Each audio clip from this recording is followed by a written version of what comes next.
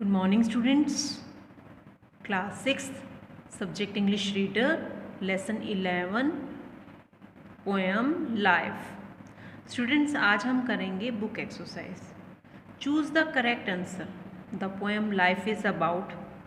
हमारा टिक आंसर आएगा B part. A person who feels that he should live to his best capacity and hope that in the end everything would be all right. मतलब व्यक्ति जो महसूस करता है कि वह अपना सबसे अच्छा करने की क्षमता होनी चाहिए, व्यक्ति के अंदर क्या होना चाहिए, सबसे अच्छा मतलब बेस्ट करने की क्षमता होनी चाहिए और उसमें आशा होनी चाहिए कि अंत तक मतलब वो क्या है, मतलब उम्मीद के साथ भी उसके साथ सब कुछ अच्छा होगा, वो सब कुछ अच्छा करता जाएगा and everything would be all right, उसके साथ सब कुछ ही अच्छा होगा. What does the poet mean? Let me but live my life from year to year with forward face and unreluctant soul. Meaning in answer आएगा A part और B part. The poet wants to what he likes without fear and hesitation. The poet does not want to plan his whole life in advance but wants to take things as they happen. इसमें क्या है, यहाँ पर कवि कहता है हमें अपनी लाइफ को खुशहाल तरीके से जीना चाहिए, बिना किसी निराशा के, बिना किसी हेजिटेशन के. हम अपनी लाइफ को बिना किसी संकोच के, बिना निराशा के, हैप्पीली विदाउट हेजिटेटिंग आगे समय में खुशी के साथ अपने जीवन को बिताना चाहिए. हमें परेशान नहीं होना चाहिए.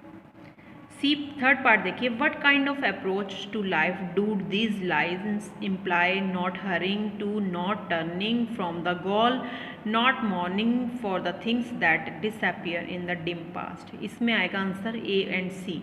While the poet does not want to make any definite plans for the future, he does not want to lose his focus either. The poet does not want to have any regrets about the time gone by and opportunity misses. इसमें देखिए students, not hurrying, ना तो हमें जल्दबाजी करनी चाहिए, ना ही अपने लक्ष्य से पीछे हटना चाहिए.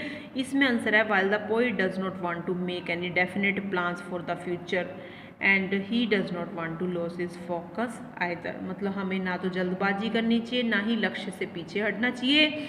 अपने लक्ष्य से पीछे हमें नहीं होना चाहिए. एक बार हमने जो लक्ष्य बना लिया उसे पीछे मुड़कर नहीं देखना चाहिए, आगे बढ़ते रहना चाहिए. ऑप्टिमिस्ट होना चाहिए, मतलब आशावादी होना चाहिए. ना ही हमें किसी चीज़ पर रोना नहीं चाहिए, जो समय बीत गया उस पर रोना नहीं चाहिए. फ्यूचर को ध्यान में रख के हमें आशावादी खुशहाल तरीके से अपने लक्ष्य की प्राप्ति के लिए आगे बढ़ना चाहिए. आगे देखिए. Read the second stanza of the poem. Use the word in the box to complete the paraphrase. In the second stanza, the poet says that even if there will be difficult times in the future, when he would feel sad and defeated, or good time when all will be well, we would never give up the hopes that he had when he was just a boy. When he was young, the poet wanted to meet new people and make friends and have a lot of adventures. He continued to pursue the same things. Though the future is uncertain, the poet affirms his willingness and faith to reach his goal. He hopes that the best reward for his guest would come at the last turn of life. इस stanza में poet कहता है जीवन के साथ हमें प्रसन्नता से अपनी लाइफ को की यात्रा को आगे बढ़ाते रहना चाहिए. हमें भविष्य की चिंता को छोड़ते हुए हमें भविष्य की तरफ आगे बढ़ते रहना चाहिए. फ्यूचर कैसा होगा, क्या बाधाएं आएंगी, हमें ये सब छोड़ देना चाहिए. लेट द वे, कवि कहता है रास्ते में कुछ पहाड़, कुछ ऊंचाइयां भी आएंगी, रास्ते पथरीले भी होंगे, उबड़ खाबड़ भी होंगे. हमें खुशहाल तरीके से अपने जीवन को जीना चाहिए. हमें जीवन में अपनी यात्रा को आनंदपूर्वक आगे बढ़ाना चाहिए. हम बचपन से कुछ ना कुछ खोजते हैं, सर्च करते हैं आ रहे हैं, तलाश करते आ रहे हैं, नए फ्रेंड्स बनाए हैं, जीवन में कई ऐसी साहसिक काम किए हैं और आगे बढ़ते हैं. ऊंची पोजीशन प्राप्त करने के लिए बचपन से ही हमें आगे बढ़ते रहने का प्रयास करते रहना चाहिए. अब हम अपनी लाइफ के ऐसे मोड़ पर आ चुके हैं, हमारे दिल में जो सर्च करने का जो साहस है, हिम्मत है, डिटर्मिनेशन है, हमें आगे बढ़ गई हैं। हमें उम्मीद है यात्रा का अंतिम क्षण सबसे बेस्ट होगा, जो हम बचपन से प्रयास करते आ रहे हैं, सफलता प्राप्ति के लिए प्रयासरत हैं। यात्रा का अंतिम क्षण क्या होगा, हमारा बेस्ट होगा। ऐसा मोड़ आएगा कि हम सफलता प्राप्त कर जाएंगे। We will achieve, you will या we will achieve the goals of real life.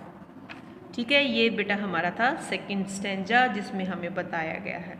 आगे है साउंड एंड प्रोनाउंसिएशन। हमें जो है साउंड है, रैम स्कीम है, हमें बतानी है।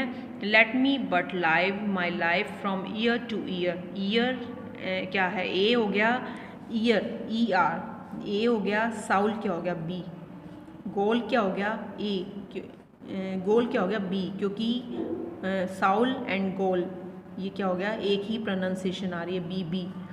डिसअपियर एंड ईयर ये सेम आ रही है तो ए आ गया। फियर हॉल ये क्या है, ए बी। फियर क्या है, फियर एंड हॉल, बी आ गया।